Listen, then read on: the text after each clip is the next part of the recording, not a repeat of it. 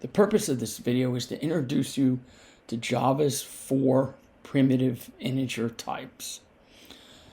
First of all, let's talk about primitive. Primitive means that values are not stored as memory addresses as they are in Python, but they are stored directly as bit patterns under the variable's name. So to get started here, let's open JShell. Now the smallest of these 4 types is the byte, and we had some discussion of it in the last video. And here's one thing we did. We made a byte be 1, and then we said while that byte is greater than 0, let's go ahead and go b++. Okay, the plus operator increments the byte, and it increments as if it were an unsigned integer. And you'll see that b is now -128. And we know what happened. We went all the way up to 127, which is 7 ones in the bit pattern. We added 1 to that, and we got 1 followed by 7 zeros. Now you take those 7 zeros, you know it's negative. You take those 7 zeros, you flip them, and you get 7 ones. You add 1, and you get 128, and it's -128. So that was the result of that. Now, the second primitive integer type is short. And we're going to do exactly the same thing here. We're going to say while s is greater than 0, s++. Let's see what we can learn about this thing. That's a familiar looking number. To anybody who is an aficionado of computing, one knows that that is -2 to the 15th power. Okay, so this was -2 to the 8th. This is -2 to the 15th. So what's happening here is that we're going all the way up to 32767 and then back down again. A short is a 2-byte signed integer. Okay, so a byte is a 1-byte signed integer, and a short is a 2-byte signed integer. It is stored in 2's complement notation in exactly the same fashion that a byte is stored. Now, short and byte are used a little less commonly than the main workhorse type, which is int. Int is a 4-bit byte signed integer, and here let's check that out. Let's make an int, and we'll set it equal to 1. Well, I is greater than 0, I++.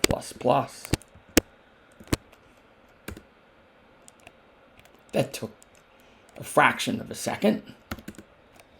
And you can see that's -2 to the 31st power.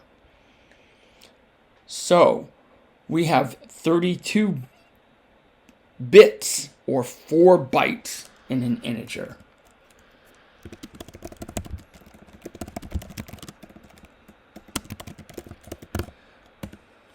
Now, while we're in here, we'll talk about arithmetic and equality and other issues as well. For arithmetic, integers have plus, minus, times, and divide. Okay, so those work, plus, minus, and times work as usual. So let's say I say int x equals 5, int y equals -13, and I go x plus y. No surprise. No surprise. No surprise there. Now, here's something that might give you a surprise. Integers by default, do integer division. They truncate toward 0. Okay, so that's something you need to be aware of. Integers do integer division. It works just like this in Python. There's integer division. In Java, you just need a single slash. I don't think I don't think Java understands 2 slashes. Oh, it does. That's something else. Oh, I see what's happened here. Double slash is a comment. So that comment got ignored, and we just got the value x back again. Now, one thing you should know is if I do a short s equals 4,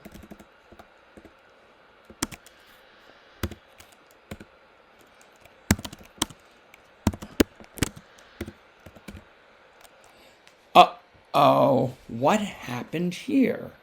Now, you would expect that this would be 8.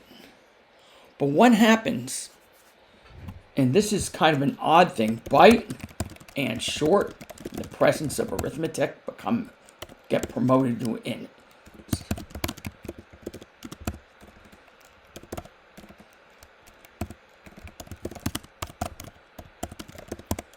Okay, so they automatically get changed to integers. So you have to watch out for that. Now there's one other type, and that is the long type. Now if I did the while loop, it would take forever. But I will show you this just so you know. There's a constant in Java called long.max_value. There's the maximum value for a long. And you can imagine that 1, 2, 3, 4, 5, 6, 7, 8, 9, 10, 11, 12, 13, 14, 15, 16, 17, 18, 9.22 times 10 to the 18th.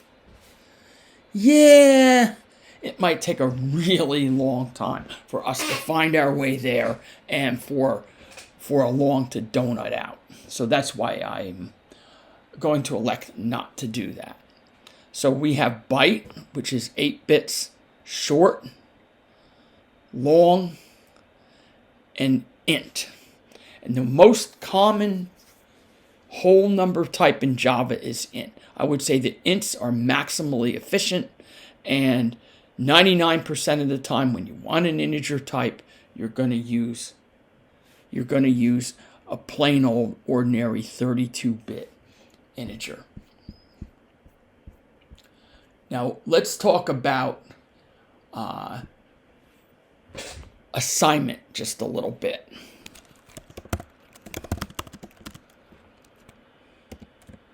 Hey, let's try to assign something that's out of range. I'm not allowed to do that. I get yelled at. This would be a compiler error. If I were to do this in a program, I would get a compile time error. However, I can do this. Java does have casting. Byte b equals byte 675. B is minus 93. Yike. I wonder how that happened. Now, I'll leave this up to you. But if you write down the bit pattern for 675 and you chop off the last 8 and you look at it as a 2's complement integer, you might be able to figure out exactly what did happen there. So this right here is called downcasting. Downcasting can leave you downcast. Now, if you do something like this,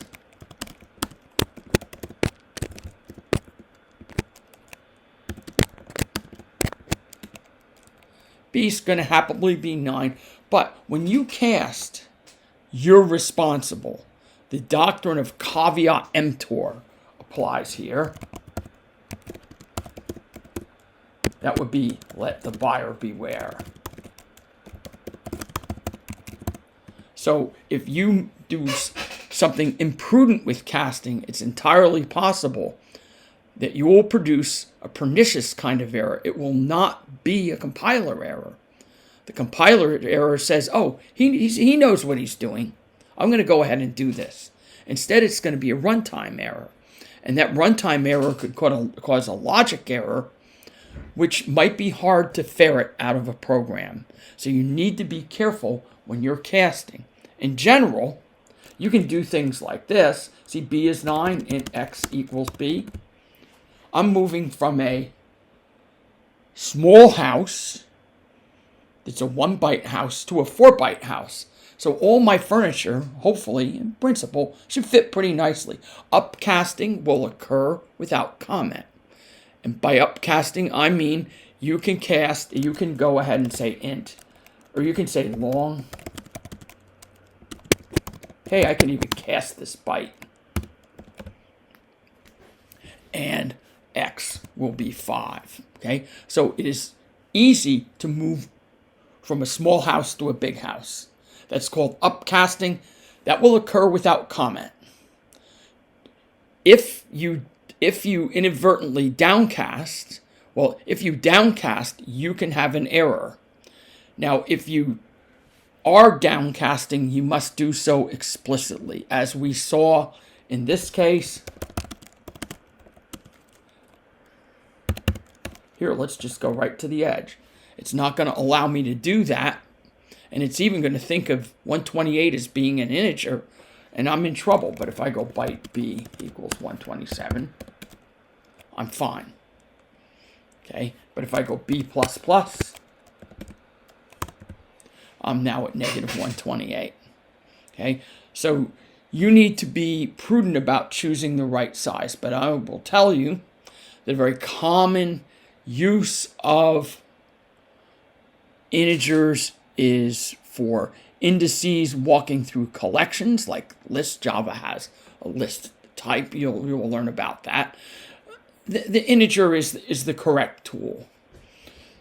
Usually you reserve long for special situations like long identifiers, things like that. But in general, integer is the workhorse type in your code. Now, so we summarize here. We have 4 types. We have byte, which is the smallest and short. Then we have integer, which is 4 bytes. That's the most common. Then we have long, which is 8 bytes.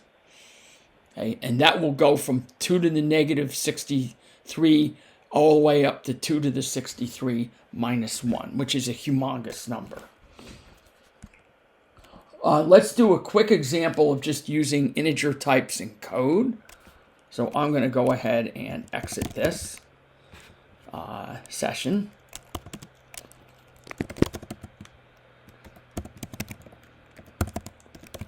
And I'm just going to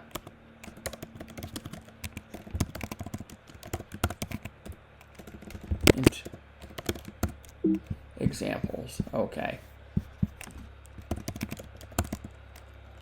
And I'm just going to put a main in here because we're just going to talk about some simple procedures.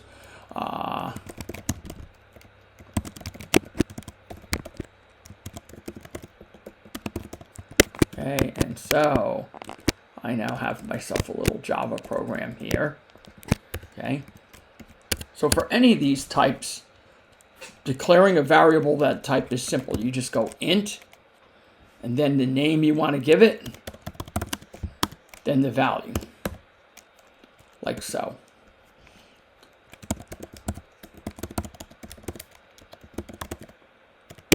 Okay, just as print in Python works,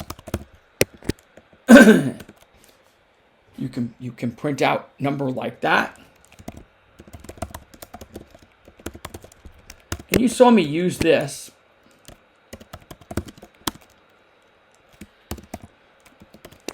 Printf, formatted printing. You can do this as well.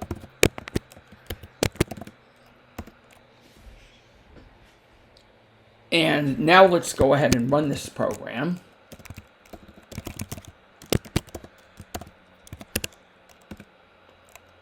Okay. Yeah, yep, you can see what it looks like. Here, let's go ahead and deliberately downcast, but do so implicitly. So I'm going to say byte B is equal to 675. All right. And I'm just going to leave it at that.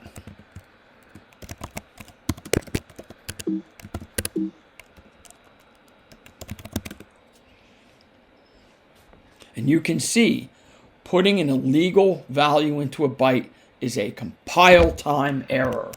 This program did not compile. So the .class file that we have is the old version. It did not get overwritten. But you can do this if you wish. And I'm going to go ahead and do this. Equals.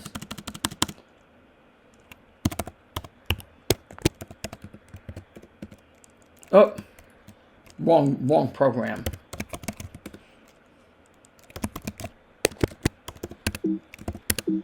And you'll see that the expected thing has occurred. So these are the 4 primitive types. Now, one thing I should note for you is double equals. While we're in here, let's talk about double equals and relational operators on integer types. They work exactly as you expect them to. So if I say int cat is equal to 5, and I say system.out, okay.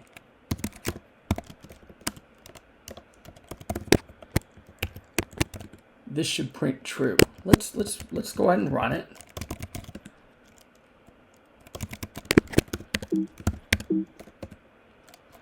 You'll see that prints true. Oh, let's have a little fun here.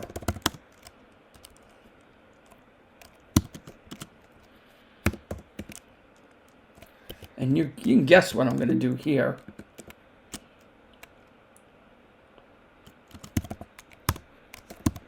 All right.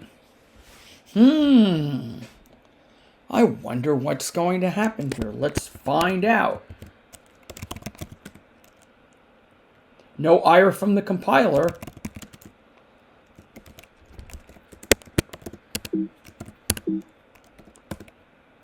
Ooh, that came up as true.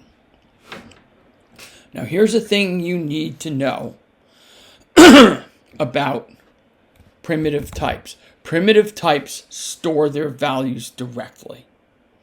This is in contrast to Python. When you make an integer in Python, Python stores the memory address where that integer is stored. Java, in this primitive scheme, is not doing that. This is storing directly. X is pointing at 1, 2, 3, 4, 5, 6, 7, 8, 9, 10, 11, 12, 13, 14, 15, 16, 17, 19, 20, 21, 22, 23, 24, 25, 26, 27, 29, 30, 31, 32. It's pointing directly at that bit pattern. So number you can think of as being a box, okay? And it holds 32 bits. And those 32 bits are stored exactly. So a memory address is not stored here. The actual value is stored. So when you use double equals in between two primitives, what you're asking is, do those two variables store that same value? It's checking for the equality of the bit pattern. And even here, you can see that let's look at what C is pointing at. C is storing this. It's actually equal to this. 1, 2, 3, 4, 5, 6, 7, 8.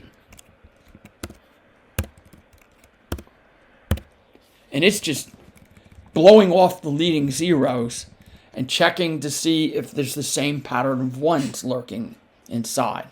And there is. So therefore, these two things are seen as being equal. You also have the relational operators on numbers. And let's remember them from Python. Greater than, less than or equal to, greater than or equal to. is equal to, not equal to. These are utterly unsurprising. They behave exactly as you expect them to. They all return a Boolean, which is a true or false. Yes, Java has a Boolean type, and we'll discuss that later on.